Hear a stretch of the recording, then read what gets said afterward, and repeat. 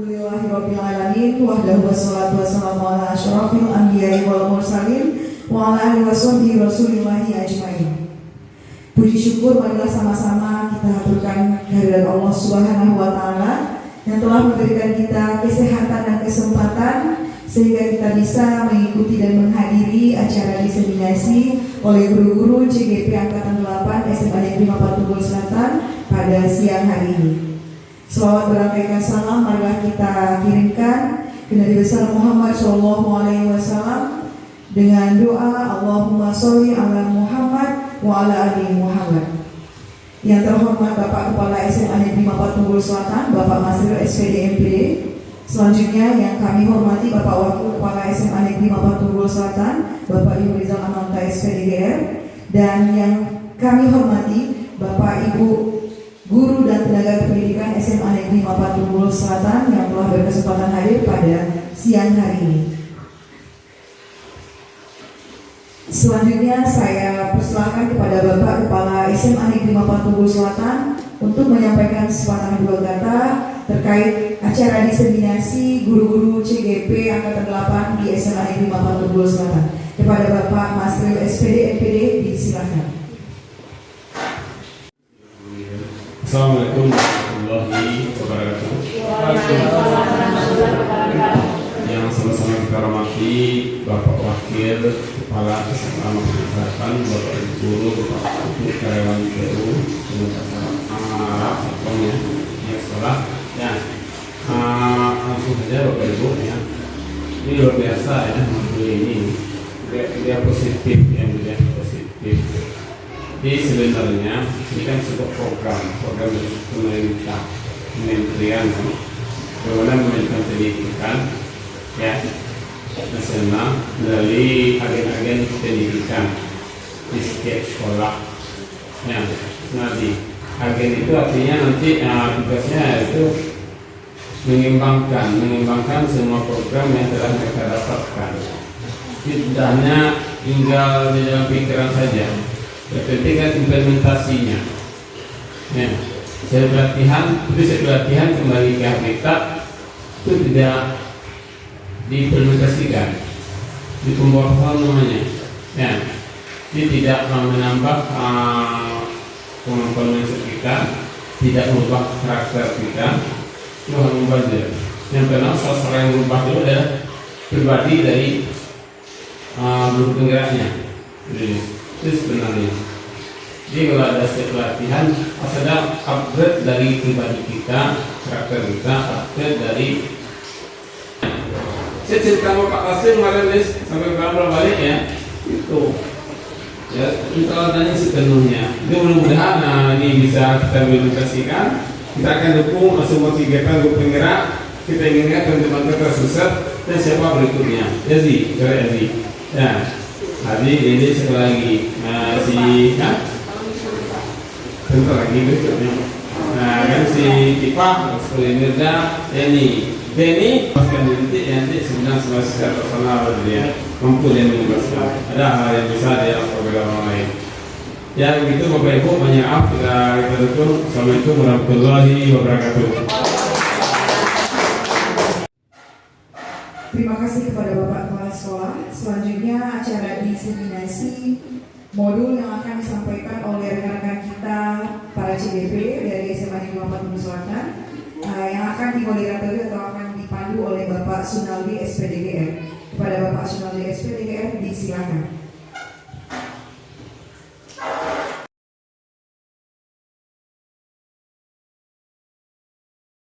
Bapak Ibu, terima kasih. Assalamualaikum warahmatullahi wabarakatuh. Waalaikumsalam warahmatullahi wabarakatuh. Pertama kita hormati Bapak Kepala SMA Tunggul Selatan, kemudian Bapak Wakil dan Bapak Ibu Majelis Guru yang hadir di acara diseminasi kami calon guru penggerak Angkatan 8 Kabupaten Pasaman.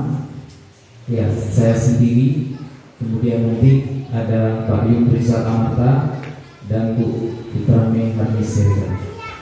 Oke Bapak Ibu semuanya masih semangat? Masih semangat? Oke ya. dengan membacakan Bismillahirrahmanirrahim. Ya, acara diseminasi modul 1.4 kami bertiga calon guru bergerak angkatan 8 Kabupaten Pasaman akan memulai.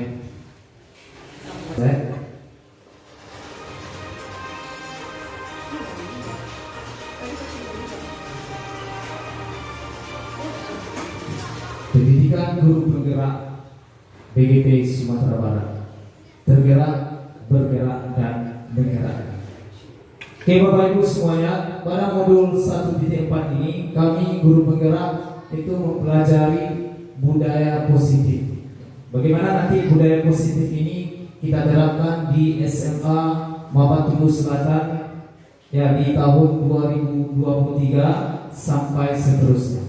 Oke Bapak Ibu, kita lihat apa sih itu budaya positif. Nah, ini akan kami persembahkan nanti oleh kami 3 orang. Yang pertama poin 1 sampai 3 saya sendiri. Kemudian selanjutnya Bu Fitrah Mehermi Siregar. Kemudian yang terakhir nanti akan ditampilkan oleh Bapak Yumrizal Amarta. Ini Bapak Ibu, kalau kita mengaji sejarah, kita tentu kenal ya dengan Ki Hajar Dewantara. Ya, tidak asing ya Bapak Ibu bagi kita.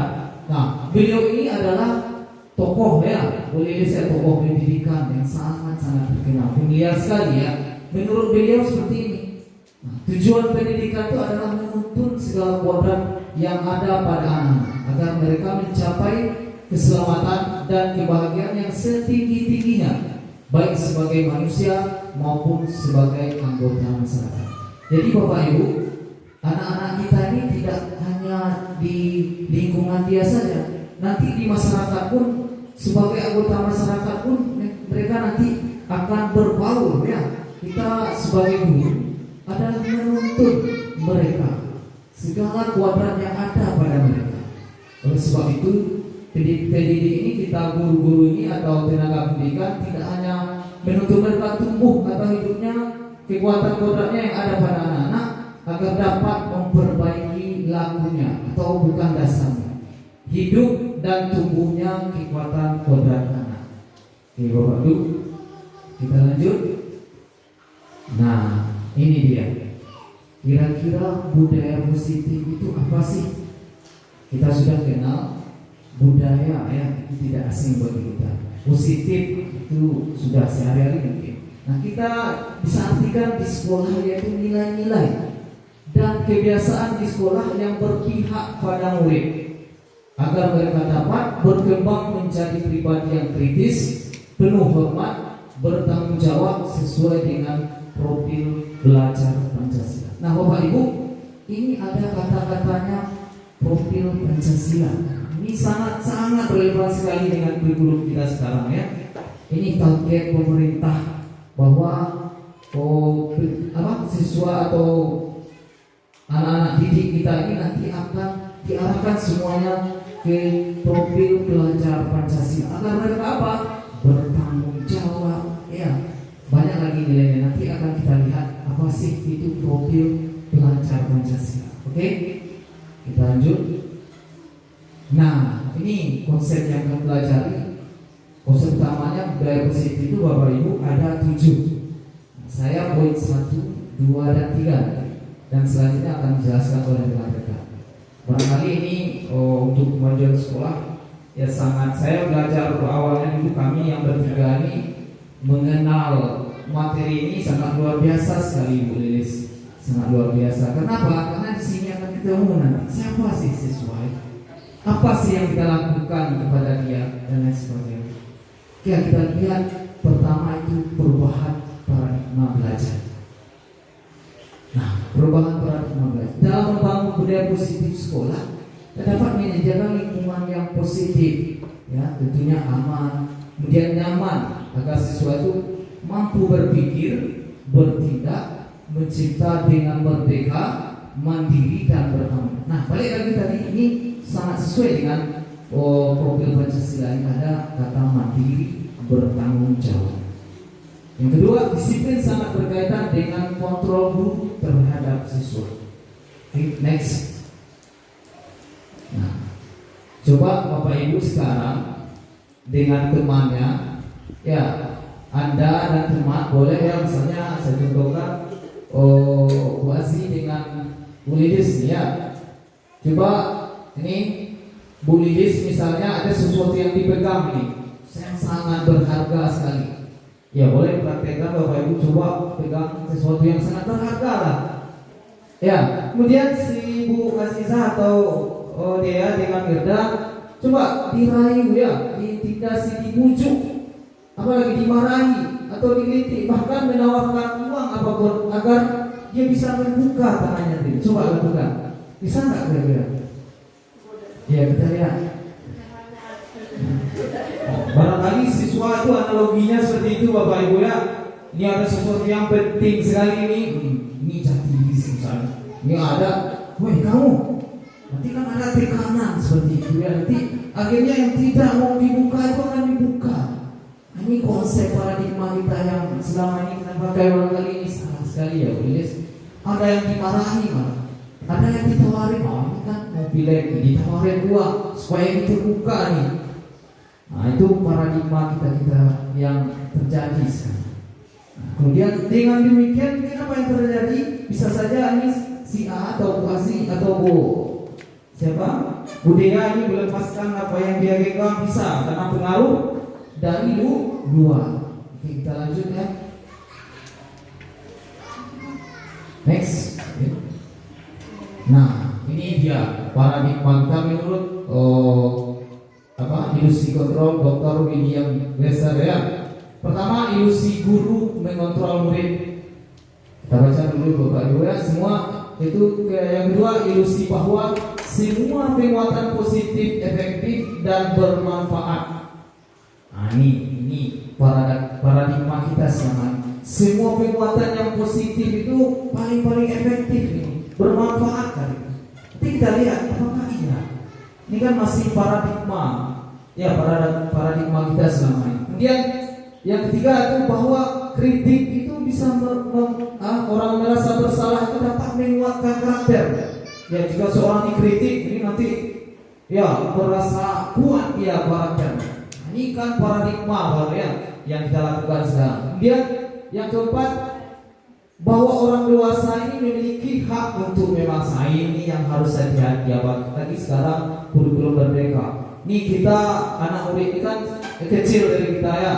Nah ini kamu gini kita suruh, kita paksa karena kita merasa orang dewasa, mereka anak-anak. Ya ini paradigma yang sering kita terjadi ya. Kita jujur saya dan ibu-ibu yang lain mungkin ini paradigma ini masih memakai.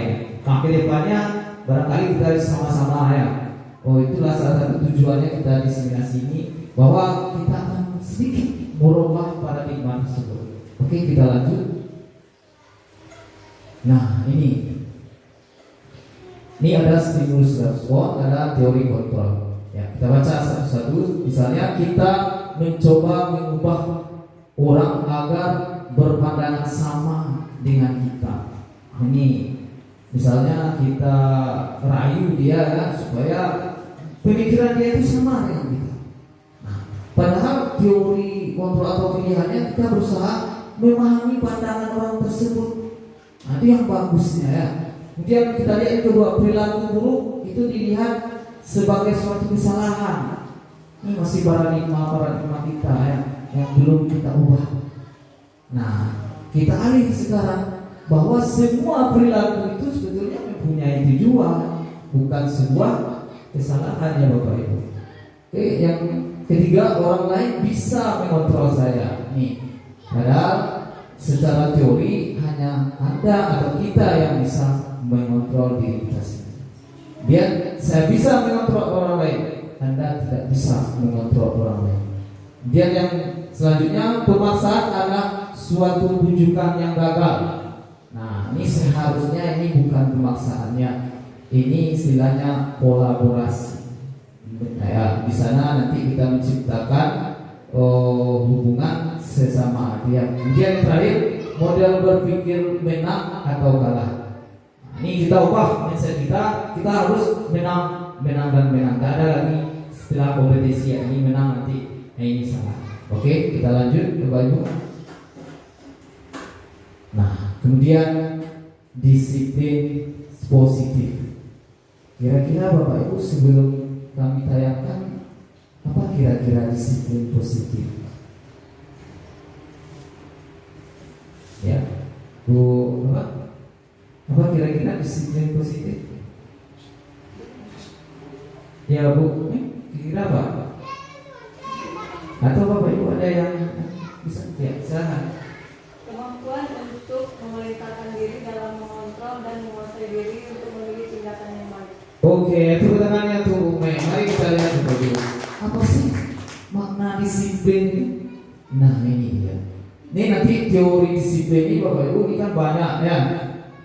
Ini akan dijelaskan oleh rekan-rekan saya secara umum. Nanti ada itu namanya kebutuhan dasar manusia, ada teori motivasi, posisi kontrol, makna disiplin dan lain sebagainya. Ada yang paling menarik ini Bapak Ibu ya, ini segitiga restitusi nanti ini akan disampaikan oleh rekan kita.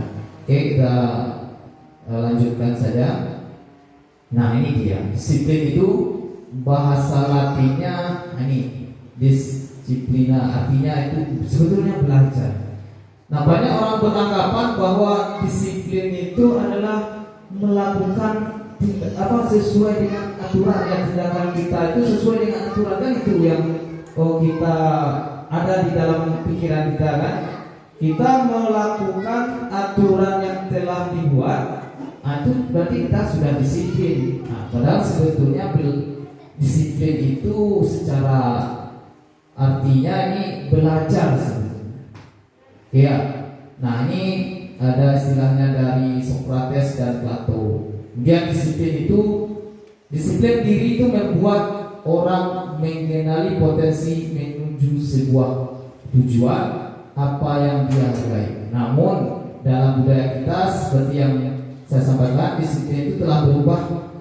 Yang dilakukan itu pada orang lain itu misalnya dia patuh gitu kan, ada aturan dia patuhi, sehingga nanti ada yang tidak nyaman, ada yang tidak dihargai dan lain sebagainya. Padahal disiplin itu sendiri ada tujuannya.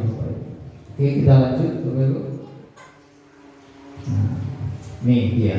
Mungkin kita bisa baca, disiplin adalah kemampuan memerintah diri sendiri dalam mengontrol dan menguasai diri untuk memilih tindakan yang mengacu kepada nilai-nilai yang kita hargai dengan penuh tanggung jawab tanpa diperintah oleh orang lain. Oke, ini nanti tujuan akhir dari disiplin ini adalah menanamkan nilai-nilai profil Pancasila Bapak Ibu ya, dan tidak asing lagi kepada kita bersama. Oke, kita lanjut. Nah, ini nilai-nilai kebajikan universal. Ini nanti nilai-nilai yang ingin kita capai ini sesuai dengan profil Pancasila, yaitu ada yang beriman, bertakwa pada Tuhan Yang Maha Esa, dan berakhlak mulia. Apapun segi tindakan atau keinginan atau visi kita, ini landasan yang paling utama sekali adalah beriman dan bertakwa. Kenapa? Karena kita sebagai warga negara Indonesia, dari Pancasila saja sudah satu, yang pertama itu adalah ketuhanan Yang Maha Esa. Kemudian mandiri, ya, kemudian bernalar kritis, kebinekaan global, bergotong royong dan kreatif. Bapak Ibu, ini tidak asing mungkin bagi kita. Bagaimana kita menumbuhkan siswa nanti bergotong royong? Ini kalau piket anak-anak kita jangan itu saja. Dan itu yang kita tumbuhkan nilai disiplinnya nanti. Kemudian kreatif, bagaimana dia menciptakan sesuatu yang baru bagi dia. Kemudian mandiri, ya. Kemudian kebinekaan global, itu kita menghargai kebudayaan-kebudayaan kita yang ada di daerah kita, bahkan secara nasional. Oke Bapak Ibu, kita lanjut. Nah ini yang ketiga itu kebutuhan dasar manusia. Ini ada 1, 2, 3, 4, 5. Kebutuhan dasar ini nanti kita lihat Bapak Ibu, apa sih? Survival, kemudian power, belonging, ya, freedom dan fun itu apa? Mari kita lihat di tayangan berikutnya Bapak Ibu ya. Nah, yang pertama itu kebutuhan bertahan hidup. Ini kan sama-sama kita ketahui bersifat psikologis ya. Itu kesehatan, rumah, misalnya makan. Ini ada siswa misalnya Bapak Ibu yang di lokal mungkin dia merasa sakit perut dan lain sebagainya. Nanti ini konsepnya 5 ini kita akan tahu nanti. Saya akan bagikan sebuah soal nanti kita analisa di mana sih letaknya apa kebutuhan bertahan hidupnya. Kemudian yang kedua love and belonging-nya, kebutuhan kasih sayang dan rasa diterima nggak dia? Ada nggak orang tua atau teman-temannya yang memperhatikan dia, kasih sayangnya dari unsur-unsur lain? Ya, kemudian yang ketiga misalnya powernya, ya dia diakui tidak di sebuah di lokalnya, misalnya anak kita berharga enggak dia, dihormati enggak dia, atau barangkali dia badannya besar, hitam putih. Nah, ini kebutuhan powernya. Kemudian yang keempat itu fun ya, kebutuhan untuk senang ini, bermain ya boleh bisa. Ini kalau ada PK banyak sekali nih. Kemudian tertawa. Dan terakhir itu freedom ya, itu kebutuhan kebebasan, mandiri, otonomi, memiliki pilihan. Anak-anak ini nanti ada pilihannya tersendiri ya, yang mungkin kita arahkan dia tidak bisa seperti itu. Dia ada kebebasan dirinya untuk, bahkan dia bisa mengendalikan arah hidup seseorang. Oke Bapak Ibu, kita lanjut. Nah ini dia. Kalau Bapak Ibu mungkin sudah melihat dari poin 1 sampai 3 yang saya sampaikan ini ada sebuah kasus Bapak Ibu ya. Kita akan menganalisa kasus ini, di mana letak kasus ini tadi ya, apakah dia di mana, misalnya pertama di kebutuhan dasarnya ada nggak di kalimat ini? Kemudian ada nggak siswa itu yang merasa kurang kasih sayangnya? Ya, kemudian kebebasannya. Yang ketiga tadi. Sekarang saya akan bagikan kertas dari soal cerita ini. Bapak Ibu bisa mengklarifikasikan nanti dari 5 poin tadi. Ya Bapak Ibu, saya akan bagikan. Misalnya saya contohkan tadi 1 lapar ya, berarti dia butuh makan gitu ya, untuk sifatnya bertahan hidupnya. Nanti ada 5 poin. Nah, silakan dianalisa Bapak Ibu. Nanti 1 atau 2 dari kita akan dibacakan hasil analisanya. Oke ya, lagi boleh dicatat dulu. Bertahan hidup, butuh kasih sayang, kekuatan atau pengakuan atau kemampuan, kemudian merasa senang, kemudian kebutuhan kebebasan. Atau boleh difoto Bapak Ibu.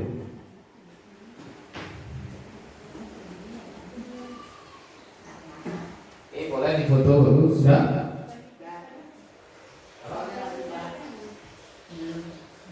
Oke, ini kasusnya. Kita waktunya sekitar 5-7 menit ya baru.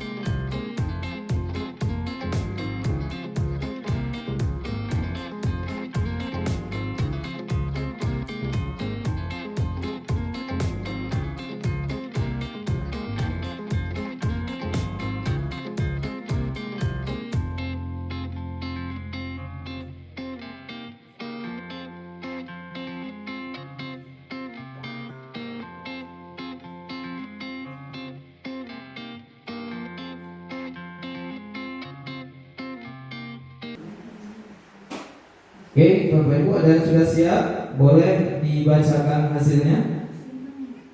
Kelimanya. Ya, kelimanya.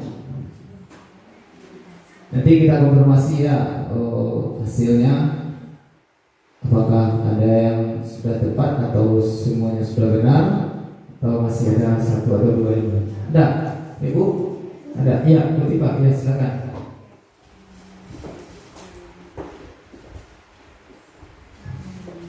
Oke, langsung saja.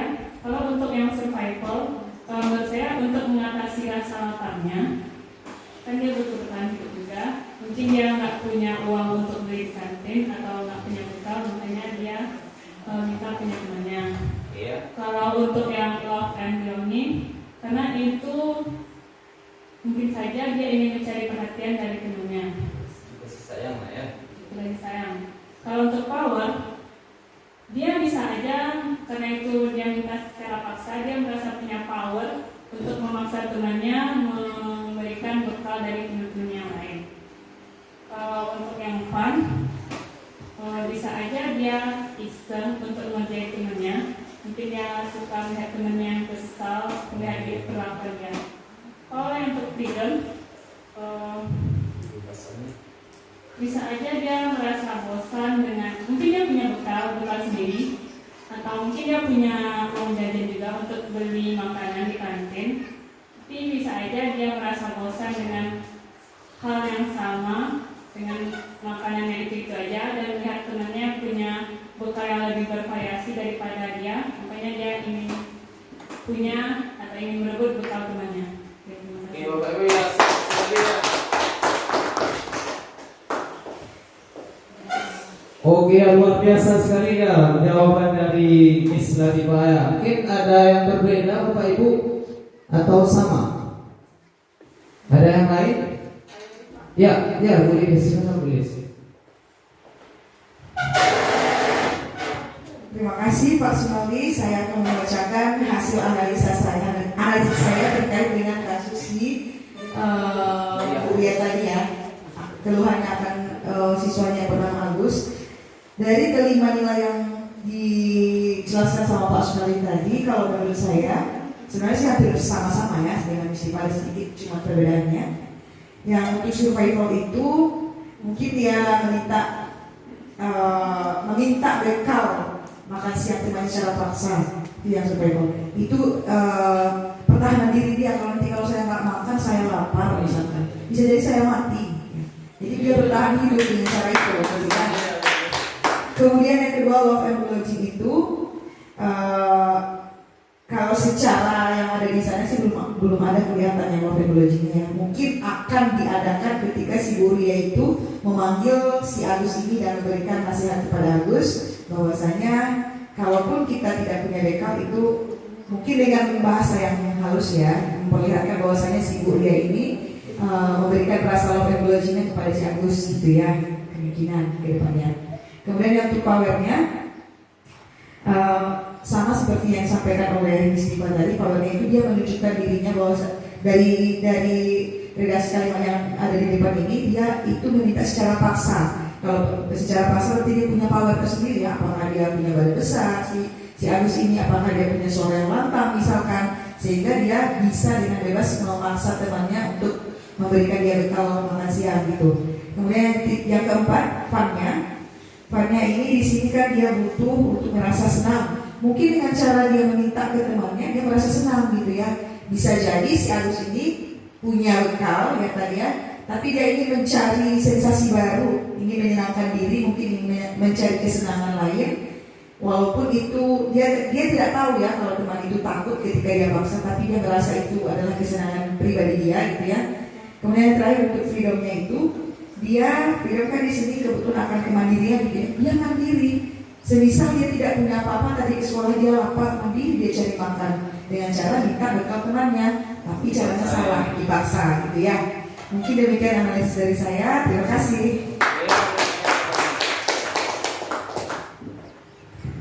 Oke Bapak Ibu yang sangat sekali ya jawabannya ini hampir sama semua luar biasa semuanya. Tepuk tangan untuk kita semua dulu. Oke, mari kita konfirmasi ya Bu. Kebutuhan dasar manusia ini tadi ada 5. Dari kasus tadi, mana sih kira-kira kebutuhan yang pertama itu kita lihat. Nah ini benar semua sekali ya. Dia tadi lapar dan orang tuanya tidak membawakan bekal makan, ini ya dari narasi tadi. Kemudian butuh kasih sayangnya mana sih? Nah, teman Agus ini jadi perhatian teman Agus ini jadi perhatian temannya gitu ya. Kemudian kekuatannya ini benar sekali keduanya tadi. Mungkin karena badannya besar ya Bu Lilas, atau dia geng premannya gitu ya. Nah, dia nih paksa harus menuruti dia. Kemudian freedomnya itu, nah ini benar sekali Bu, istighfarnya itu karena sekali lagi dia mungkin bosan gitu ya Bu. Kemudian yang terakhir Pak, nah itu dia disengaja. Ini benar sekali keduanya nih, diseng aja mungkin karena dia apa? Menikmati ekspresi wajah temannya yang kesal gitu kan. Nah jadi Bapak Ibu, nah inilah mungkin ini sudah tidak asing lagi kita alami. Dan nanti ke depannya kita setelah belajar ini bisa kita ambil pelajaran mungkin kalau ada sebuah kasus, nah ini kita kelompokkan kebutuhan dasar manusia ini kenapa anak seperti ini, masuknya di mana sih? Mungkin dia butuh kasih sayang, tapi kasih sayang murid dengan guru ya boleh saja. Nah, atau ini barangkali tidak diperhatikan di rumah. Ini kebutuhan dasar manusia itu ada Bapak Ibu. Oke, itu dari saya Bapak Ibu, terima kasih. Kemudian akan dilanjutkan oleh teman saya Bu Mitra Misragar. Banyak maaf Bapak Ibu, untuk sesi pertama dulu saya akhiri dengan salam. Assalamualaikum warahmatullahi wabarakatuh.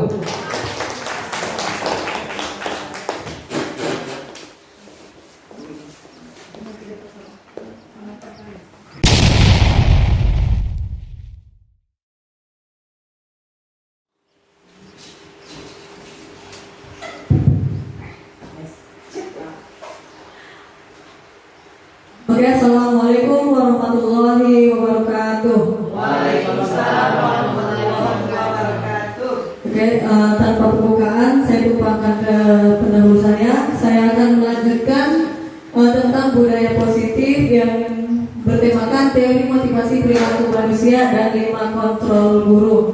Nah, teori motivasi perilaku manusia itu ada 3. Yang pertama itu untuk menghindari ketidaknyamanan atau hukuman. Nah, ini merupakan teori motivasi yang paling rendah untuk manusia. Nah, yang pertanyaan yang ada atau yang timbul dari dirinya yaitu apa yang akan terjadi apabila saya tidak melakukannya.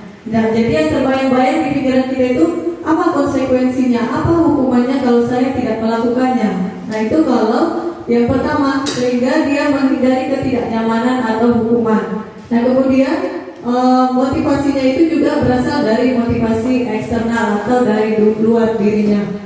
Nah, kemudian yang kedua, motivasi eksternal juga untuk mendapatkan imbalan dari orang lain atau institusi. Pertanyaan yang keluar dari dirinya itu, apa yang akan saya dapatkan apabila saya melakukannya?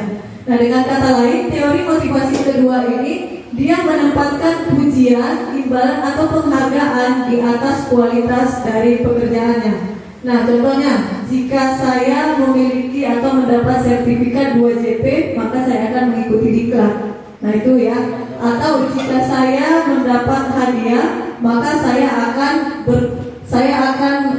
misalnya berkemauan penuh atau untuk mendapatkan hasil yang maksimal. Tapi jika imbalannya itu hanya terima kasih, maka juga melakukannya dengan leye-leye atau semampunya aja. Jadi dia nggak maksimal ya. Nah, kemudian yang ketiga untuk untuk menghargai diri sendiri. Nah, karena menghargai diri sendiri, maka motivasi itu datangnya dari diri kita sendiri. Pertanyaannya, saya akan menjadi orang seperti apa jika saya melakukannya? Nah, maka motivasi yang ada dalam diri kita ini terlebih dahulu kita menjunjung keyakinan dan suara hati kita sendiri atau dari berdasarkan nilai-nilai kebajikan yang sudah dijelaskan oleh rekan kita tadi. Nah, nantinya dalam menghargai diri sendiri ini pasti kita memiliki nilai-nilai yang kita yakini. Artinya nilai-nilai yang kita yakini ini, jangan misalnya kita yakini, saya yakin ini benar, ternyata dalam konteksnya itu tidak benar, itu nggak bisa bisa juga ya. Jadi menghargai diri sendiri, keyakinan diri sendiri itu juga harus divalidasi. Nah di sini ada perbedaan antara hukuman dan sanksi atau konsekuensi. Jadi dari sini kita bisa melihat selama ini kita melakukan hukuman atau konsekuensi. Jadi saya singgung terlebih dahulu ya. Hukuman itu kan merupakan suatu tindakan refleks atau yang terjadi saat itu juga, yang berasal dari satu pihak dan bertujuan untuk membuat patuh atau taat terhadap tujuan yang kita inginkan, ya, yang kita inginkan. Kemudian kalau konsekuensi itu imbalan akibat kita tidak melakukan suatu peraturan. Artinya apa? Kalau hukuman itu terjadi secara refleks, kalau konsekuensi itu sudah ada perjanjian sebelum-sebelumnya jika kita tidak melaksanakan peraturan. Jadi bisa dibedakan ya. Nah, di sini bisa kita baca sendiri bahwa IPA kurang menguasai pelajaran matematika. Nah, silakan rekan-rekan baca sendiri. Nantinya, apakah kita setuju dengan tindakan Pak Seno terhadap IPA? Nah, di sini Pak Seno itu menyuruh IPA untuk maju ke depan dan berdiri di depan kelas sambil menunjuk hidungnya. Nah, berarti kalau kita orang normal ya, itu tidak akan setuju dengan tindakan Pak Seno, karena kawan-kawannya itu sudah menertawakan IPA.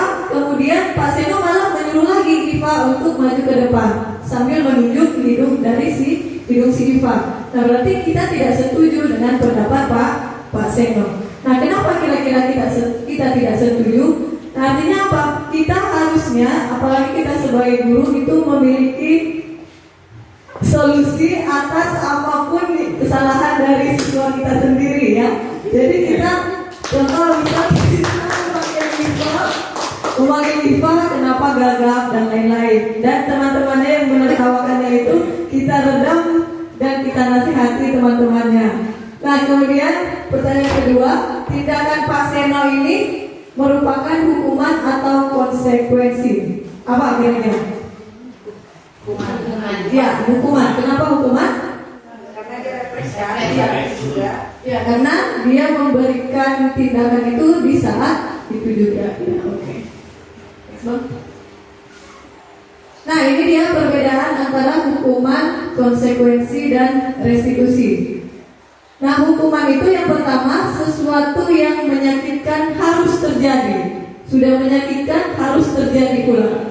Nah, kemudian konsekuensi, sesuatu harus terjadi. Nah, yang terjadi itu bisa jadi menyakitkan, bisa jadi tidak menyakitkan. Nah, kemudian kalau restitusi ini merupakan pilihan. Jadi apa? Misal ada suatu masalah, maka kita sendiri yang mencari solusinya. Kita sendiri yang memilih solusi untuk permasalahan kita. Jadi dengan kata lain, restitusi ini juga menggali benalar kritis kita ya. Nah, kemudian di sini tidak nyaman untuk murid atau untuk anak untuk jangka waktu panjang.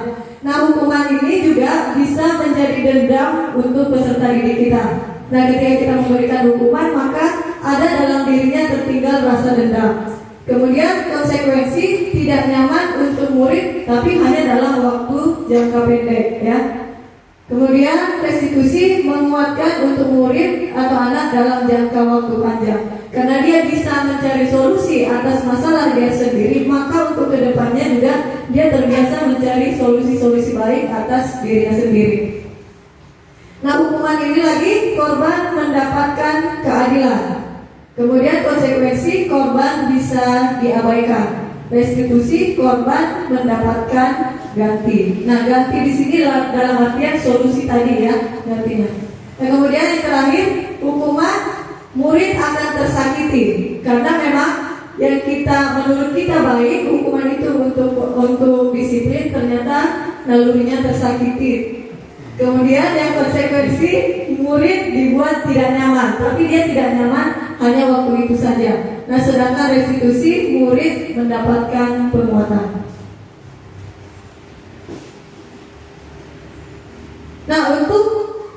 identitas gagal itu merupakan konsekuensi dari hukuman, sedangkan untuk identitas sukses itu merupakan disiplin dari konsekuensi dan restitusi.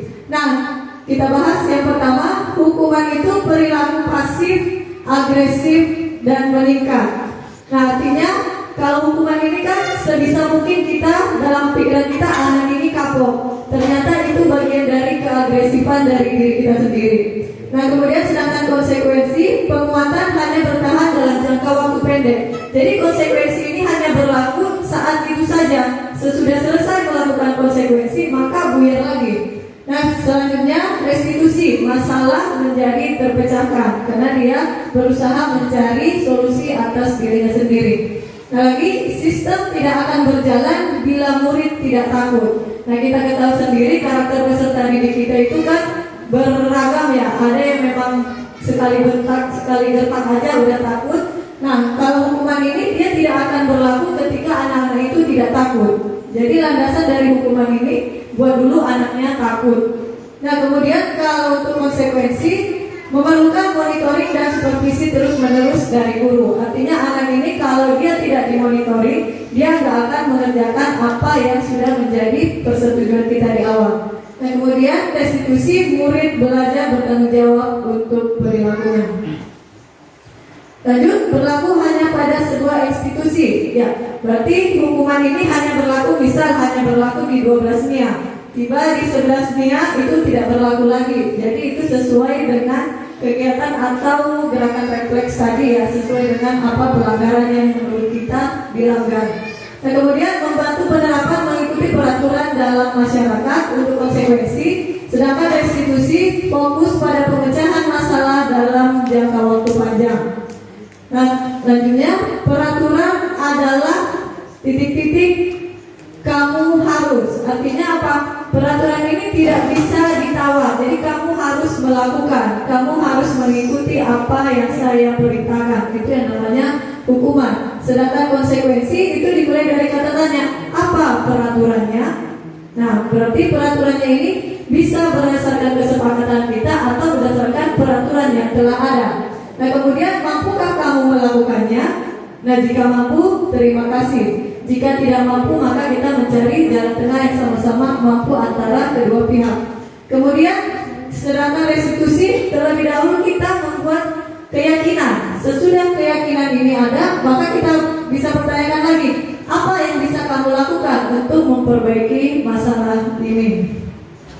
Selanjutnya, murid akan membenci yang namanya peraturan karena selalu dibayang-bayangi dengan hukuman. Sedangkan konsekuensi, murid menghormati peraturan. Nah, untuk restitusi, murid menghormati dirinya dan orang lain. Jadi jelas di sini ya bahwa restitusi itu memang hukuman itu kita ganti dengan yang namanya restitusi ya. Restitusi untuk apa? Untuk anak, untuk kita membantu anak menemukan jati dirinya sendiri dan melatih anak mencari mencari solusi atas permasalahannya sendiri. Nah, bisa kita kelompokkan juga hukuman itu termasuk ke arah negatif. Contoh, awas kalau dilakukan lagi ya, nanti awas kamu. Nah, itu namanya hukuman tuh. Nah, sedangkan kalau kita netral, lakukan apa yang saya katakan. Nah, itu ya. Nah, sedangkan positif di restitusi, apakah hal ini sesungguhnya yang ingin kamu lakukan? Jadi kita bertanya ke dia lagi. Kita kembalikan ke dirinya bahwa menurut dia betul apa enggak yang dia lakukan. Nah, terus kalau hukuman ini lebih kepada model paksaan. Jadi mau nggak mau, suka nggak suka, kamu harus melakukannya. Sedangkan untuk konsekuensi itu adalah stimulus dan respon. Nah, restitusi itu ada teori kontrol. Nah, kemudian hukuman ini mendorong untuk menyalahkan diri sendiri. Karena dia dihukum, maka cenderung dia menyalahkan dirinya sendiri. Coba tadi saya nggak terlambat, coba tadi saya bangun pagi dan lain-lain. Nah, sedangkan konsekuensi ini mendorong kepada kepatuhan. Oh, saya harus datang jam 8 karena saya patuh terhadap peraturan sekolah. Nah, sedangkan positif untuk restitusi mendorong disiplin positif. saya datang jam 8 untuk membiasakan diri disiplin dalam melakukan segala hal. Nah kemudian untuk konsep dirinya, konsep diri pada hukuman itu akan menjadi konsep diri yang buruk. Sedangkan konsekuensi, konsep diri baik, restitusi, konsep dirinya kuat. Nah, untuk hukuman lagi, murid akan menyembunyikan kesalahannya karena dia takut terhadap hukuman. Sedangkan di konsekuensi, murid belajar untuk taat pada peraturan. Nah, untuk restitusi, murid akan belajar untuk memecahkan masalahnya. Terakhir, hukuman itu mencoba mengontrol anak dengan perbuatan negatif. Karena ada hukuman, makanya dia menjadi disiplin. Sedangkan konsekuensi mengontrol anak dengan perbuatan positif. Jadi jangan sampai dia menerima atau melakukan konsekuensi ketika melanggar peraturan. Nah, sedangkan restitusi, anak paham bahwa dirinya sendiri yang pegang kendali atau kontrol atas dirinya sendiri.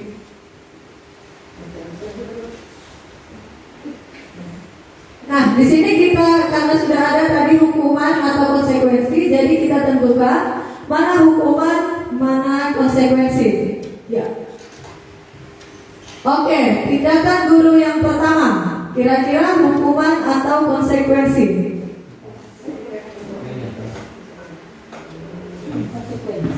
Jawab Wazi, hukuman atau konsekuensi?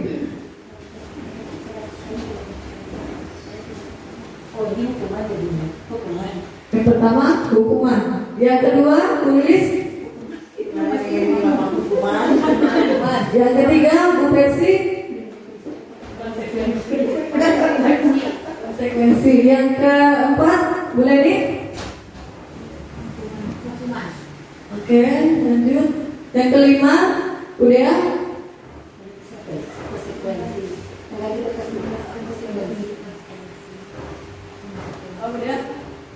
Hukuman atau konsekuensi? Oke, yang selanjutnya berjemur di lapangan istighfar. Murid diminta bertelanjang kaki, Pak Sunal. Apa? Hukuman. Berdiri di depan kelas, ayo. Hukuman. Oke, kita lihat hukuman atau konsekuensi. Ya. Ingat ya jawaban masing-masing, diingat ya. Oke, betul? Ya, lanjut Pak. Betul? Oke, kasih aplaus untuk kamu semua. Nah, boleh bertanya Bu? Oke, lanjut Pak. Sesi tanya jawab nanti ya. Oke, kembali ke selanjutnya. Budaya positif selanjutnya itu restitusi posisi kontrol guru. Nah, posisi kontrol guru itu ada 5: penghukum, pembuat rasa bersalah, teman, pemantau, manajer. Nah, kira-kira Bu Lilis yang mana nih yang udah dilakukan? Posisi mana nih? Posisi teman. Bu Aji yang mana? Pembuat rasa bersalah. Oke, kita lihat apa pengertian dari masing-masing posisi kontrol. Oke, kita lihat nih. Posisi kontrol, identitas dalang itu sebagai penghukum dan pembuat rasa bersalah.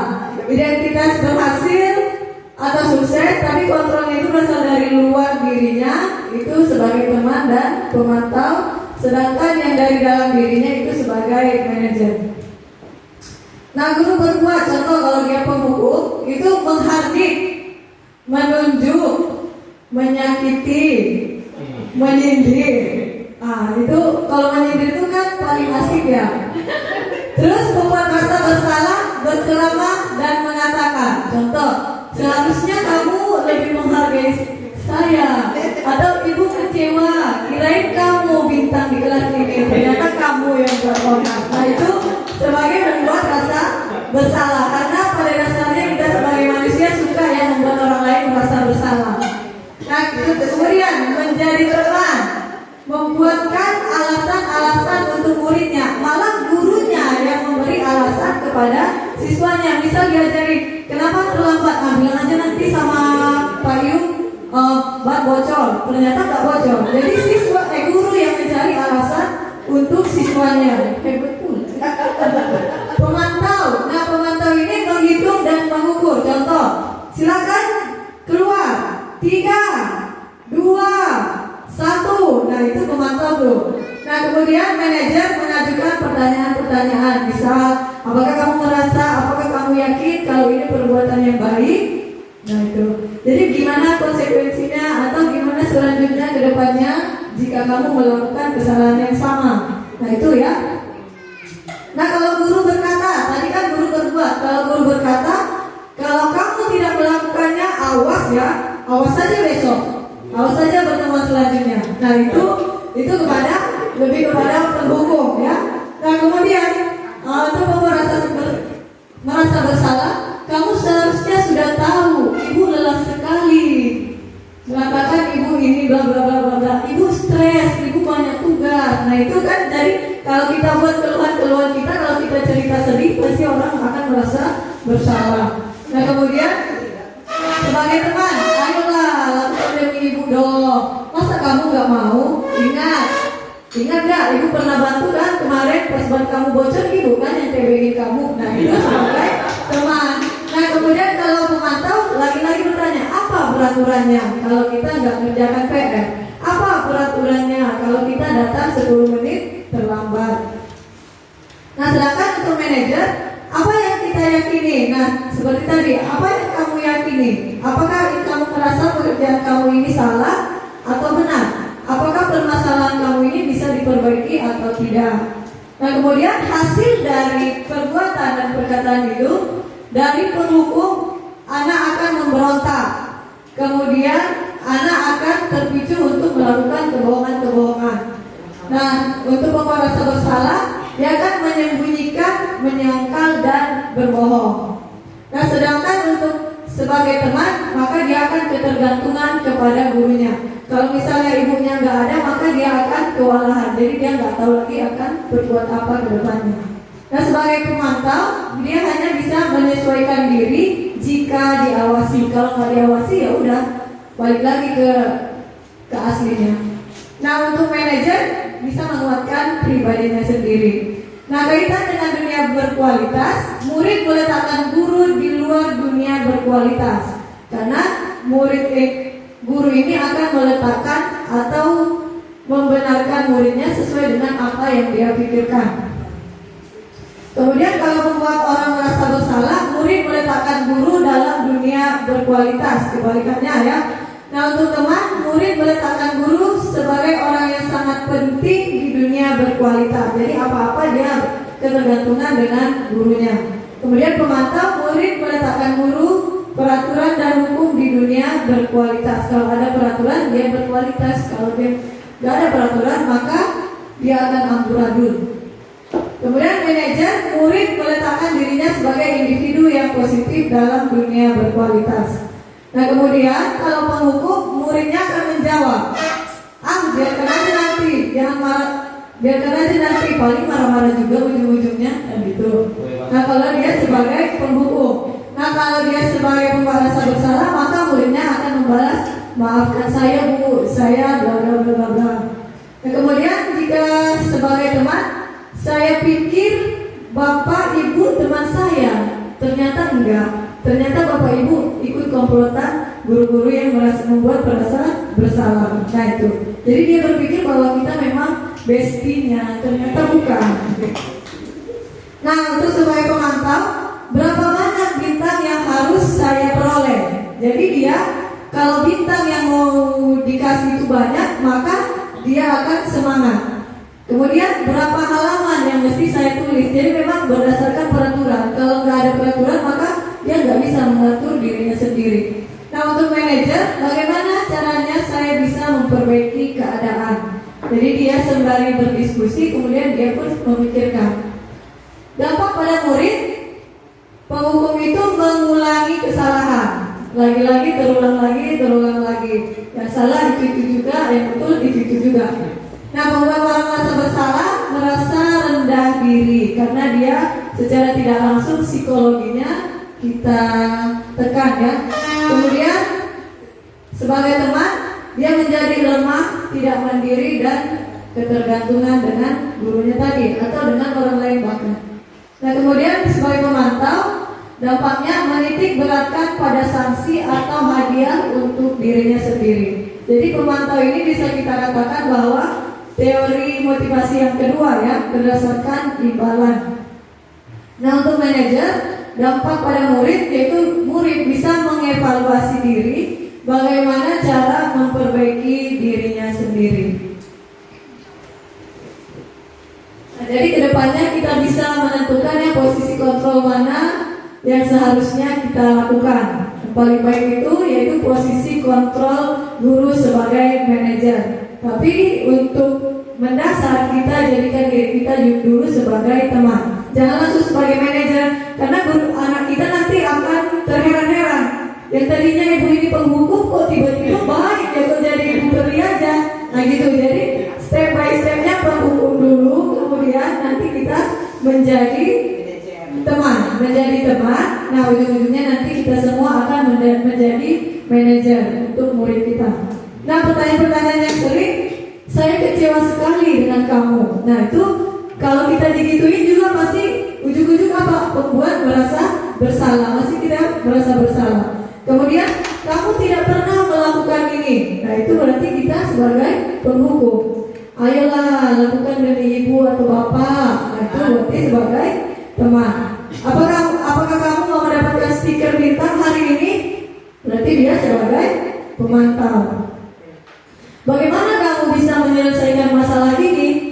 Berarti dia sebagai manajer, karena dia menuntun anaknya untuk mencari solusi atas permasalahannya. Nah yang terakhir, kamu selalu yang paling terakhir, selalu terakhir, apa-apa terakhir. Berarti itu sebagai penghukum yang mengatakan. Oke. Silakan dibaca, ini agak panjang ya Bapak Ibu, tolong dibaca sendiri-sendiri. Silakan dicari aja kata kuncinya. Dari tadi kan ada loh, penghukum, pemberasa bersalah, teman, pemantau, dan manajer. Nah di sini masing-masing ada kata kuncinya. Dari kata kunci ini kita tahu dia sebagai apa? Sebagai posisi kontrol yang mana yang dia pakai.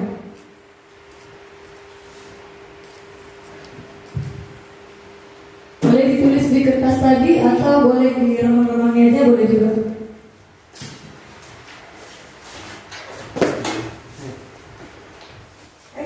Lanjutkan ya. Nah, kan di depan Bapak Ibu itu sudah ada print out tentang kasus yang pertama.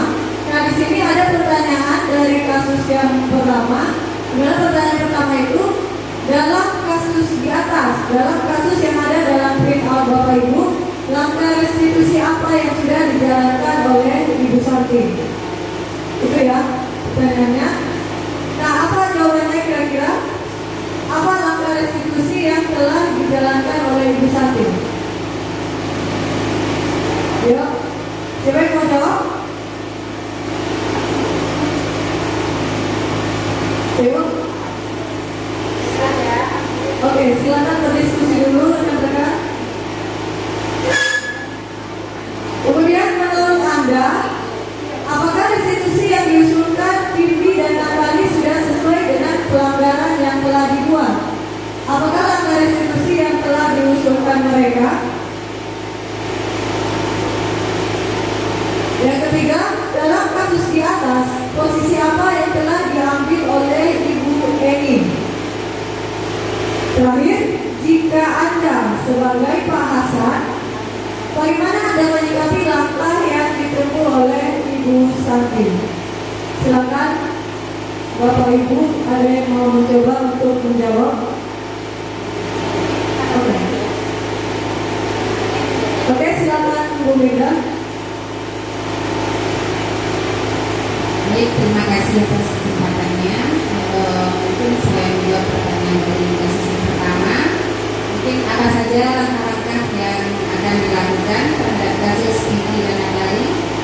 Mungkin yang pertama, menstabilkan identitas, ya, di mana contohnya Ibu Santi menanyakan kepada Firby dan Natali tentang tindakan mereka terhadap Ibu Eni.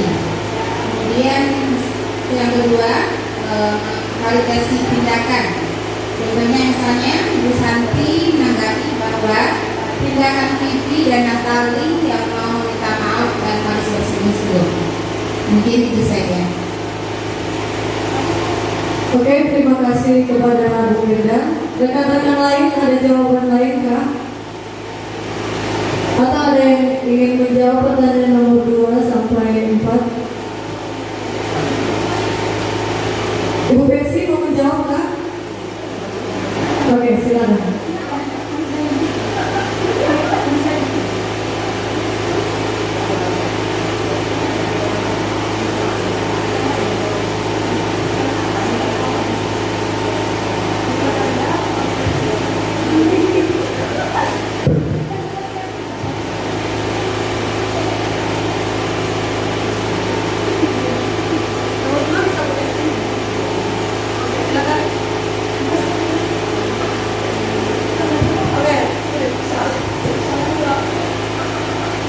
Oke, terjadi intermezzo. Silakan. Suara personal.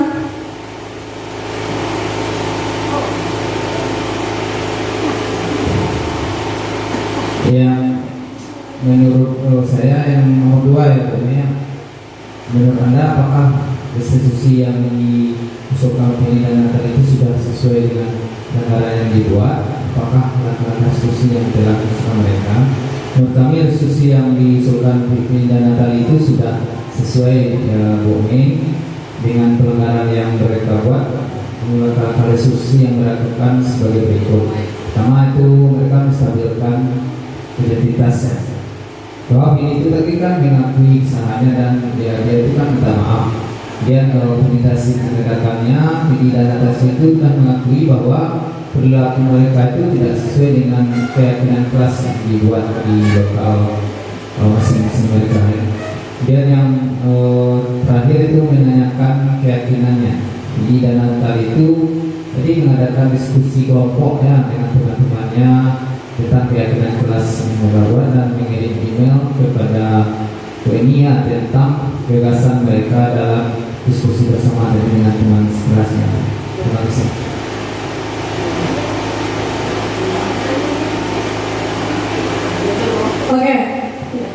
Oke. Nah, pertanyaan yang ketiga sudah bisa? Oke, silakan.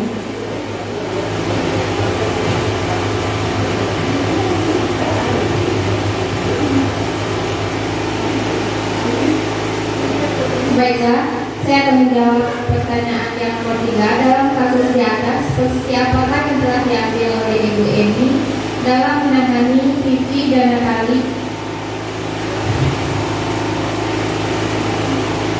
Nah, posisi yang telah diambil oleh Ibu Eni dalam menangani Vivi dan Natali sebagai teman, ya, di mana Ibu Eni mencoba menyapa dan mengingatkan Vivi dan Natali dengan nada yang suara yang tidak berkata.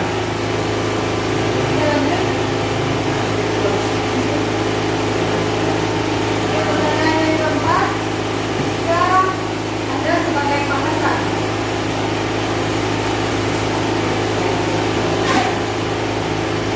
Baik, saya akan mencoba menjawab pertanyaan yang nomor 4. Yang pertanyaannya, jika Anda adalah Pak Hasan, bagaimana Anda menyikapi langkah yang ditempuh Ibu Santi?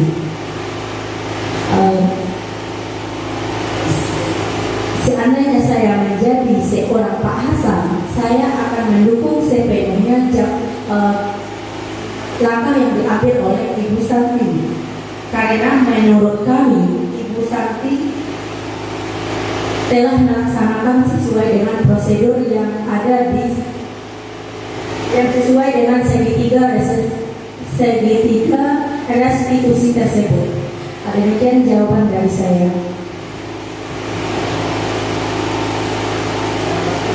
Oke, terima kasih kepada rekan-rekan. Mari kita beri aplaus untuk kita semua. Oke, lanjut Pak.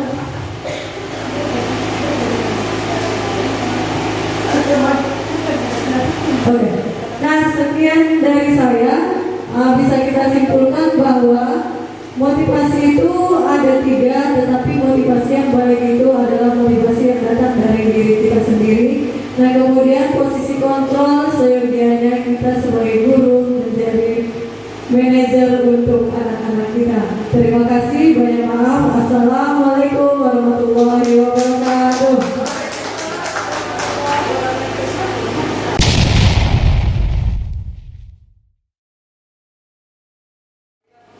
Baik, assalamualaikum warahmatullahi wabarakatuh.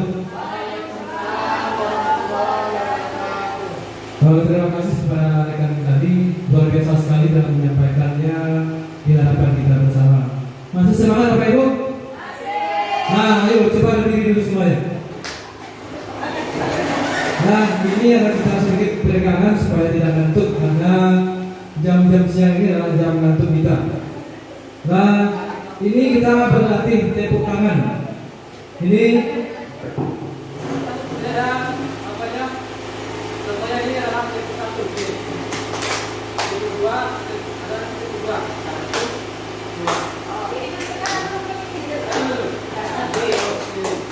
Kemudian ada tepuk 3. 1, 2, 3. Ayo Bapak Ibu, coba tepuk 1, tepuk 2, tepuk 3. Nah, kemudian tepuk 3 kali. Ayo. Nah, terakhir lagi, satu lagi. Tepuk 3 kali.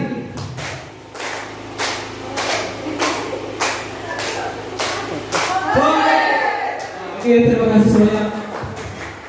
Nah, itu sekedar untuk menghilangkan ngantuk kita di siang hari ini. Baik, saya akan melanjutkan materi kita hari ini itu tentang budaya positif yang ke-6, yakni keyakinan kelas. Nah, sebagaimana kita ketahui selama ini kita sering adanya peraturan kelas. Nah, di sini kita ubah peraturan kelas tersebut menjadi suatu keyakinan kelas antara kita sebagai guru dengan murid kita di kelas kita masing-masing. Nah, dimana kita ketahui bahwa keyakinan kelas itu adalah nilai-nilai yang dibagikan atau prinsip-prinsip universal yang disepakati bersama secara universal, lepas dari perbedaan agama, suku, negara, dan bahasa. Nah, ini sifatnya adalah secara universal, secara menyeluruh. Kemudian menurut dosen, sesuatu keyakinan akan lebih memotivasi seseorang dari dalam. Nah, ini dari intrinsiknya, sesuai dengan yang disampaikan rekan tadi. Motivasi terbaik itu adalah motivasi yang ada dalam diri kita masing-masing. Seseorang akan lebih bersemangat untuk menjalankan keyakinannya daripada hanya sekedar mengikuti peraturan. Nah, apabila kita telah yakin, maka kita akan menurutinya dengan sebaik-baiknya. Contohnya saja dari segi agama, keyakinan kita adalah sebagai orang Islam, berarti kita mengikutinya dengan baik sebagai orang Islam. Ini keyakinan kita. Kemudian di sini ada untuk membentuk keyakinan kelas itu ada beberapa tahap. Yang pertama ini dari lingkaran kecilnya, itu mulai dari peraturan kelas.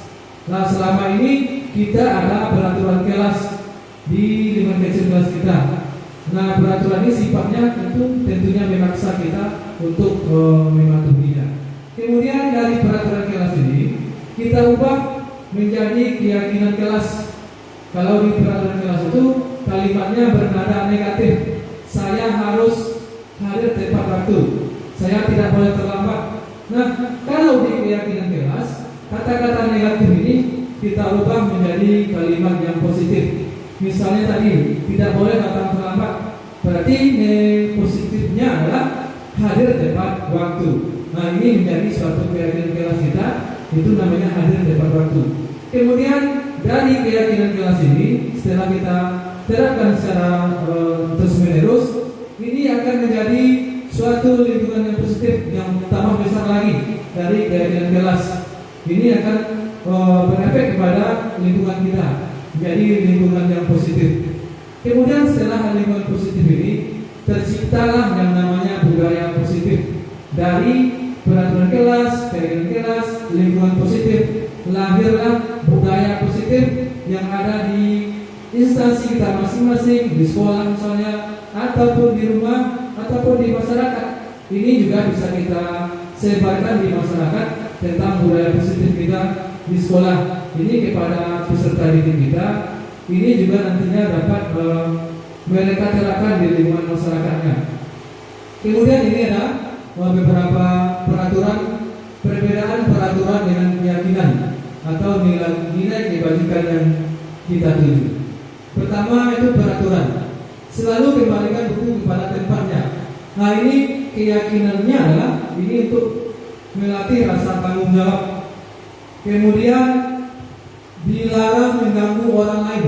Nah, ini keyakinannya adalah menghormati orang lain dan diri sendiri. Nah, kita lihat bahwa kalimatnya dari negatif itu dirubah menjadi kalimat positif. Kemudian hadir di sekolah 15 menit sebelum pembelajaran dimulai.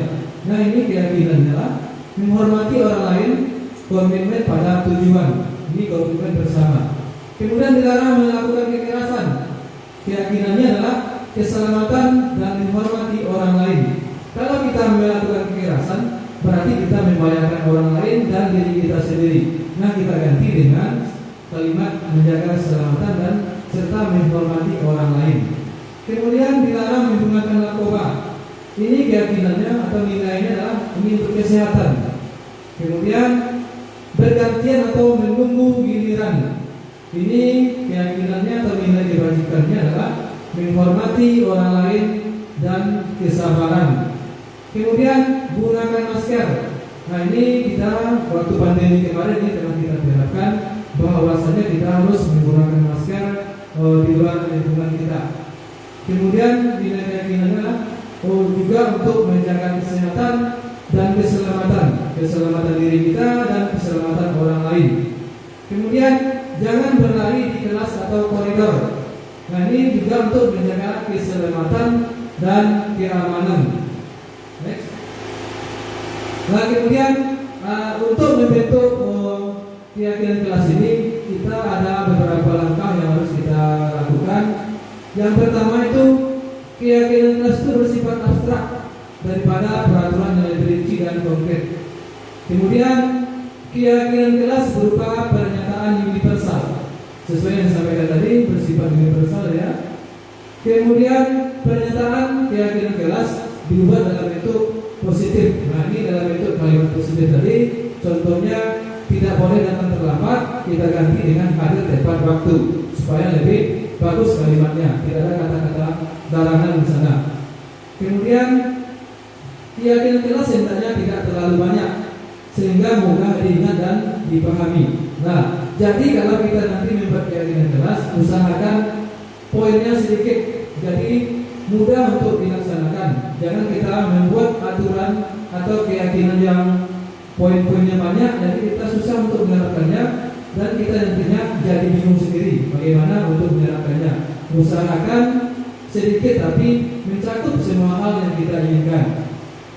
Kemudian keyakinan kelas sebaiknya sesuatu yang dapat diterapkan di lingkungan tersebut. Nah, untuk membuatnya kita lihat apa kebutuhan kita. Misalnya di kelas kita masing-masing, apa yang kita butuhkan di kelas itu. Jangan dibuat keyakinan yang di luar kelas kita. Ini nantinya percuma saja, tidak akan juga bisa diterapkan di kelas tersebut. Kemudian semua warga kelas ikut berkontribusi dalam pembuatan keyakinan kelas lewat kegiatan curah pendapat. Nah, disinilah peran penting kita sebagai guru. Di sini kita mengajak murid kita untuk berdiskusi apa yang mereka inginkan dan apa yang kita butuhkan di kelas tersebut untuk kelangsungan PBM kita yang nantinya berpihak kepada murid tersebut supaya kita sama senang, mereka pun juga menikmati kegiatan proses pembelajaran kita di kelas tersebut. Kita minta pendapatnya apa yang mereka inginkan, nanti kita sarikan menjadi sesuatu yang bernilai positif. Kemudian bersedia meninjau kembali keyakinan kelas dari waktu ke waktu. Nah, misalnya ini awal semester ini kita membuat suatu keyakinan kelas. Setelah berjalan misalnya 1 bulan atau 2 bulan, ternyata ada hal yang perlu kita berbagi. Nah, di sini kita tinjau kembali keyakinan tersebut dan kita sesuaikan dengan keadaan kita sekarang itu dan untuk kedepannya. Nah, ini ada beberapa dokumentasi keyakinan kelasnya. Ini contohnya. Ada contoh keyakinan kelas yang telah dilaksanakan itu di kelas 12-nya. Nah, ini pertama ada sopan dan santun. Nah, di sini kalimatnya adalah guru dan siswa senantiasa berbicara dengan sopan dalam bersikap dan santun dalam berbicara. Nah, ini kita terikat dengan keyakinan sopan dan santun. Jadi anak-anak kita, murid kita di kelas bisa berbicara lebih baik. Nah, selama ini kita melarangnya tidak boleh berkata ini, tidak boleh berkata itu. Nah, kalau sifatnya peraturan, hukuman, mereka akan senantiasa melanggarnya. Tapi kalau telah menjadi keyakinan, mereka akan ingat dengan itu dan mematuhinya, karena mereka sendiri yang membuatnya. Kemudian yang kedua, saling menghargai. Nah, bebas dalam mengeluarkan pendapat dan menghargai pendapat orang lain. Nah, bebas di sini artinya dalam tanda kutip, tentunya dalam hal yang positif. Kemudian semangat dalam belajar dan saling membantu. Nah, ini saling memotivasi dalam pembelajaran, saling membantu jika ada tema dalam kesulitan, terutama dalam pembelajaran. Misalnya saja ada siswa yang rajin, kita minta tolongkan untuk mengingatkan teman-temannya yang suka tidak hadir, yang suka malas-malas di kelas, untuk memotivasinya. Kemudian, nah inilah ada 3 poin pentingnya yang telah disajikan dari keyakinan kelas tersebut. Nah, kemudian yang berikutnya itu tentang yang terakhir materinya adalah segitiga restitusi. Nah, akhirnya dalam budaya positif itu, ini yang sering kita lakukan di sekolah. Selama ini kita tidak menyelesaikan masalah itu dengan secara baik, kita malah saling menyalahkan siswa, membentak-bentaknya. Nah, dengan segitiga restitusi ini kita menyelesaikan masalah itu dari berdiskusi dengan anak murid kita. Kita meminta dia untuk mencarikan solusi atas permasalahannya sendiri. Nah, ini proses menciptakan kondisi bagi murid untuk memperbaiki kesalahan mereka, sehingga mereka bisa kembali pada kelompok mereka dengan karakter yang lebih kuat. Melalui segitiga diskusi, guru dapat melakukan beberapa hal, misalnya membantu murid menjadi lebih memiliki tujuan, disiplin positif, serta memulihkan dirinya setelah berbuat salah. Nah, di sini langkah kita adalah untuk membantunya untuk menemukan tujuan positifnya, serta memulihkannya dirinya yang telah berbuat salah menjadi lebih baik lagi. Kemudian membantu murid untuk jujur pada diri sendiri dan mengevaluasi dampak dari kesalahan yang dilakukan. Nah, selama ini kita sering menyalahkan, sering mengintimidasinya, jadi mereka tidak mau jujur kepada kita, bahkan mendustai dirinya. Dia akan mencari alasan supaya kita tidak menghukumnya atau mendapatkan hukuman dari kita. Nah, mereka akan berkata bohong kepada kita, sehingga kita tidak bisa mendapatkan akar masalahnya. Dengan begitu, tentu masalahnya tidak bisa kita selesaikan. Kemudian memberikan penawaran bukan paksaan. Nah, di sini kita saling berbagi apa yang ingin kita lakukan terhadap masalah tersebut. Kita menawarkan ini solusinya, kemudian kita dengar pula pendapatnya bagaimana masalah tersebut bisa diatasi. Nah, ini prinsip segitiga restitusi itu, ini metode segitiga. Yang pertama langkahnya itu adalah pertama kita menstabilkan identitasnya. Kalau kita memanggil anak bermasalah, langkah pertama yang kita lakukan itu kita stabilkan dulu identitasnya supaya dia stabil emosinya dan bisa bercerita dengan baik. Kemudian memvalidasi tindakan yang salah. Apa permasalahannya, kita validasi dulu, kita dengarkan ceritanya, dan kita ambil hakim sendiri karena dan menyalahkannya serta menyudutkannya. Kita dengarkan dulu apa permasalahan yang dia alami. Mungkin ada hal lain yang mungkin ada alasannya mengapa dia melakukan alasan tersebut. Kemudian menanyakan keyakinan. Nah, di sini posisi terakhirnya kita tanyakan keyakinannya. Keyakinan ini adalah keyakinan kelas yang telah kita buat. yang telah kita sepakati bersama apa yang telah dilanggarnya terhadap keyakinan tersebut. Dengan menanyakan keyakinan ini, kita mintakan apa yang bisa dilakukannya untuk mengatasi masalah tersebut. Jadi kita mendidiknya untuk menemukan solusi dari masalah pribadinya tadi, sehingga dia bisa menjadi siswa yang mandiri, yang mampu mengendalikan dirinya dan menyelesaikan masalahnya sendiri. Kemudian tahapan segitiga itu yang pertama, menstabilkan identitas. Di sini ada langkah-langkahnya. Yang pertama, berbuat salah itu tidak apa-apa. Nah, kita sebagai guru jika mendengarnya, inilah kalimat atau kata-kata yang perlu kita sampaikan kepada murid kita jika kita memanggilnya atau untuk menyelesaikan masalahnya. Itu yang pertama kita sampaikan, anak berbuat salah itu tidak apa-apa, tapi ini itu. Kemudian tidak ada manusia yang sempurna. Nah, kita sampaikan juga bahwasanya tidak ada manusia yang sempurna, sehingga dia merasa stabil emosinya, sehingga kita bisa mudah untuk menyelesaikannya. Kemudian saya juga pernah melakukan kesalahan seperti itu. Kita sampaikan juga bahwasanya, nah, ketika sebesar Anda dulu, saya juga pernah melakukan hal seperti itu. Tapi ini itu, ya ujungnya. Kemudian kita bisa menyelesaikan ini. Nah, kita ajak dia untuk bersama menyelesaikannya. Jangan kita bebankan kepada dia, kita salahkan, kita sudutkan dia. Kemudian kita juga bisa menyampaikan, Bapak atau Ibu tidak tertarik mencari siapa yang salah, tapi Bapak atau Ibu ingin mencari solusi dari permasalahan ini. Nah, ini kita sampaikan, jangan kita hanya menceramahinya, ini itu harus begini, harus begitu. Nah, kita sampaikan seperti ini kalimatnya. Kita bukan mencari siapa yang salah, tapi kita mencari solusinya. Kemudian yang berikutnya, kamu berhak merasa itu. Nah, kita sampaikan, kamu juga berhak begitu karena ini, karena itu, dan sebagainya. Kemudian yang kedua, ini validasi tindakan yang salah. Nah, ini kalimat yang bisa kita sampaikan. Alternatifnya adalah, kamu pasti punya alasan mengapa melakukan hal itu. Ketika kita menyapanya, kita bisa menyampaikan kalimat ini. Nah, kita untuk memvalidasinya, kamu pasti punya alasan. Tentu setiap kita punya alasan mengapa kita melakukan suatu hal. Kemudian, kamu patut bangga pada dirimu sendiri karena kamu telah melindungi sesuatu yang penting buatmu. Nah, kita sodorkan kalimat ini kepadanya, bahwasanya membuat dia merasa bangga terhadap tindakannya. Namun kita alas kalimat tersebut dengan untuk meluruskannya. Next. Kemudian yang terakhir adalah menanyakan keyakinan. Nah, kalimat yang bisa kita gunakan yaitu apa yang kita percaya sebagai keyakinan jelas. Nah, di sini kita harus sampaikan kepada murid tersebut tentang keyakinan yang telah kita sepakati bersama. Yang di awal-awal ini kita melakukannya, apa keyakinan yang telah disepakati bersama mereka.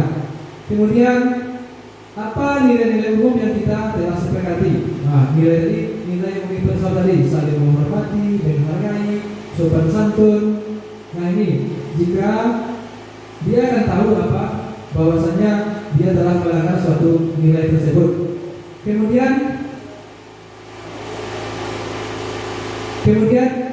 apa bayangan kita tentang kelas yang ideal? Nah, kita tanyakan apa yang bisa kita bayangkan tentang kelas kita supaya dia ideal. Nah, di sini akan timbul beberapa pernyataan bahwa dia akan ingin begini, ingin begitu. Nah, kita kembalikan dia kepada keyakinan kelas yang telah kita sepakati sebelumnya. Kemudian, kamu mau jadi orang yang seperti apa? Nah, kita tanyakan juga. Nah, di sini kita menanyakan keyakinannya supaya dia ingat lagi tentang keyakinan telah kita sepakati. Nah, tapi ini memang berat bagi kita, tidak mudah mengembalikan telapak tangan, karena ini butuh proses untuk mencapai hal yang positif ini. Butuh waktu, butuh kesabaran untuk selalu mengingatkan mereka. Jika kita telah membuat keyakinan, setiap saat atau secara berkala kita ingatkan mereka tentang keyakinan tersebut. Nah, ini adalah contoh kasus. Jadi Mario dan Andi merupakan murid kelas 8. Nah, ini contoh kasus menyelesaikan suatu masalah. Nah, pada jam siang, jam istirahat, makan siang, semua anak bermain di luar kelas. Mereka diajak berbicara oleh guru wali kelas mereka. Kemudian Bapak Joko di ruang kelas. Nah, ini ada skripnya contoh kasus penyelesaian masalah dengan menggunakan segitiga restitusi. Nah, ini kan yang pertama Pak Joko Mario Adi, Bapak tadi dengar laporan dari guru piket di kantin. Sepertinya kalian dalam masalah ya. Ada yang bisa Bapak bantu? Apa yang terjadi? Nah, ini kalimat pertama yang keluar dari Pak Joko. Kemudian anak tersebut menjawab, iya Pak, tadi Pak Jalan Serat pagi kami main lempar-lemparan makanan di kantin, tapi tidak sengaja melempar ke wajah Bu Rina, kepala sekolah, ketika beliau sedang berjalan. Nah, ini dengan terbuka dia menyampaikan apa yang terjadi, karena kalimat awalnya itu kita ramah kepadanya. Kemudian Pak Joko, kalian melempar-lemparan makanan di kantin karena wajah Ibu Rina ketika beliau sedang lewat. Kemudian Mario Dandi menjawab, iya Pak, dengan wajah sedih dan menunduk. Kemudian Pak Joko menanyakan lagi apa ada informasi yang perlu dia tambahkan. Kemudian Adi menjawab, kami tidak bermaksud untuk melakukannya Pak. Kemudian Adi juga, tapi kami tidak sengaja. Nah di sini adalah suatu proses menstabilkan identitas mereka. Kemudian masuk kepada tahap memvalidasi atas kesalahan mereka. Apa yang kalian tahu kalau kalian berada dalam masalah? Iya katanya. Nah di sini ada timbul. Baiklah Bapak di sini bukan mencari siapa yang salah. Nah di sini masuk kepada memvalidasi tindakan yang salahnya. Kemudian pada akhirnya mereka akan menemukan solusi atas permasalahannya sendiri. Nah di sini mereka telah melanggar suatu keyakinannya itu menghormati orang lain dan menghormati diri sendiri mereka.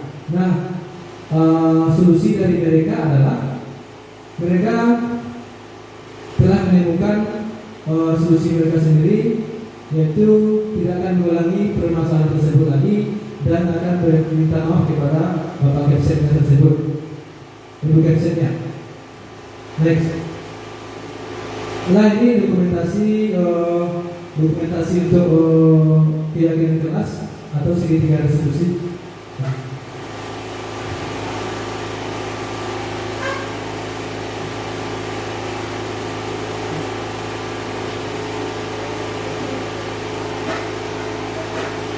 Nah ini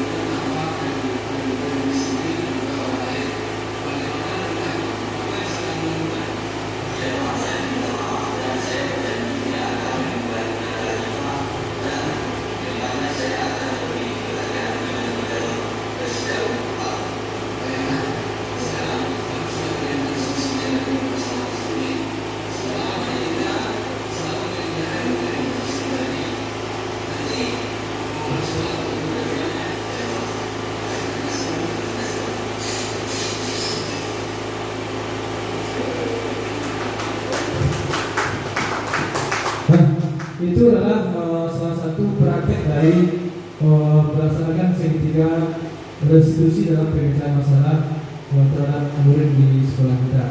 Nah itu kita di sana mengirimnya untuk menemukan suatu solusi atas permasalahannya sendiri.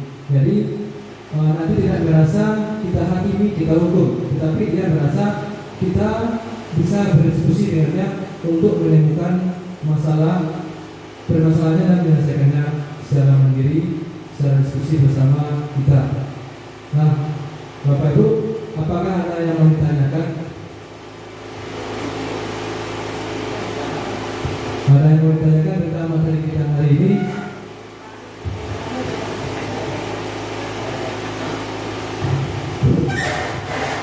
Terima kasih Pak Yung, luar biasa sekali tadi ya presentasi dari Bapak Yung terkait dengan segitiga restitusi tadi.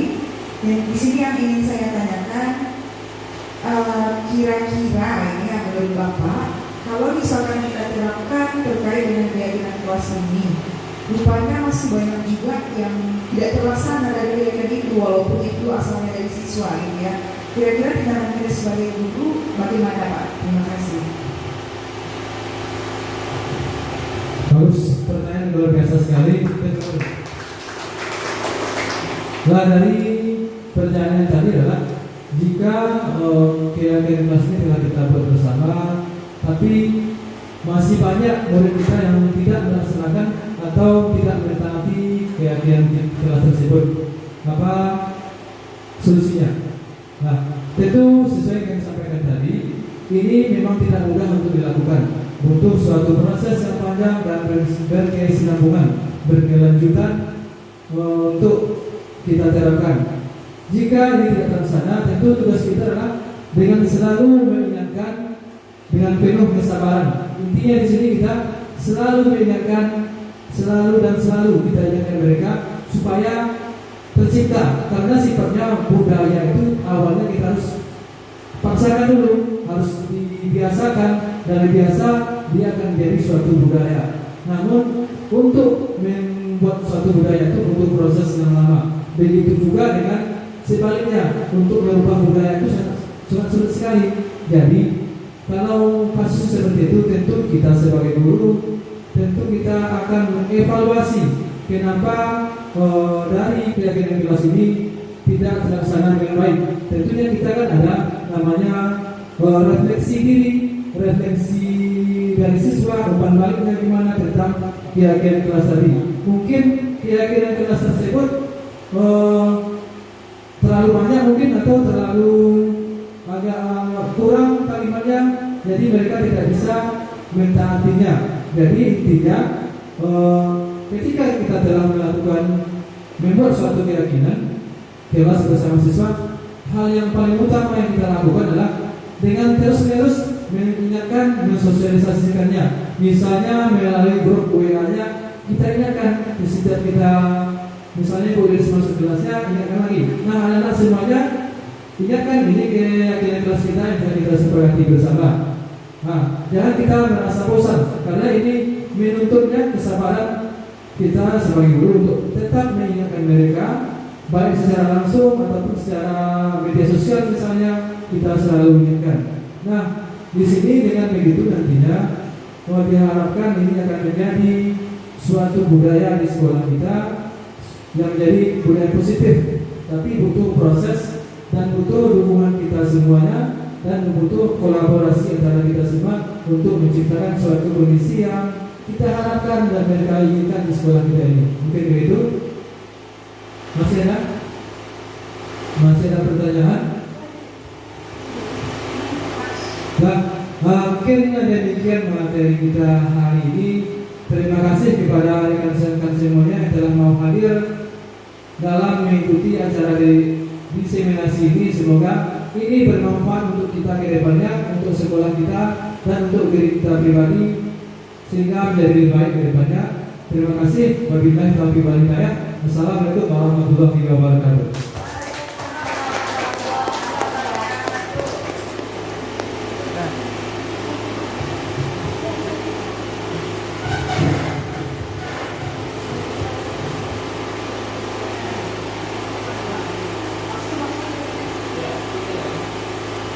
Baik, terima kasih kepada ketiga CGP Angkatan 8 SMA Negeri 40 Selatan yang telah luar biasa mendiseminasikan modul 1.4-nya di hadapan kita bersama. Semoga apa-apa yang telah mereka ataupun beliau-beliau ini sampaikan kepada kita bisa terapkan step by step di sekolah kita, agar nantinya sekolah kita bisa menjadi sekolah yang memiliki budaya positif yang baik gitu ya. Baik, saya selaku pembawa acara dalam acara diseminasi modul 1.4 rekan-rekan kita CGP Angkatan 8 SMA Negeri 40 Selatan, mohon maaf jika ada kata yang salah atau yang hilang. Saya sudahi dengan mengucapkan Assalamualaikum warahmatullahi wabarakatuh.